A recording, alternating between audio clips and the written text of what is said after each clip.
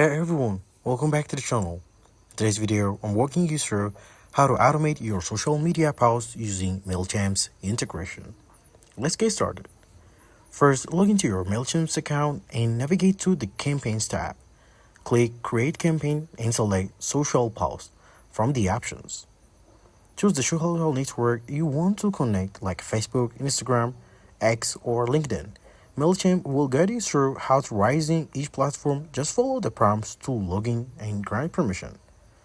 Once connected, craft your post with engaging text, images, or videos. Use Mailchimp's built-in scheduling tool to send the date and time for your post to go live. You can even create a queue for a post to automate your content for days or weekends ahead. For advanced automation, set up trigger-based posts. For example, automatically share a new blog post or product launch across social media by linking Mailchimp to your website, RSS feed, or e-commerce store. Pro tip: Mailchimp's analytics to track engagement and refine your strategy.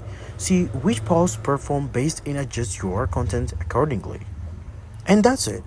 You're now automating your social media effortlessly with Mailchimp. If this helped, don't forget to like and subscribe for more tips. Let me know in the comments which platforms you're automating. Thanks for watching and see you in the next video.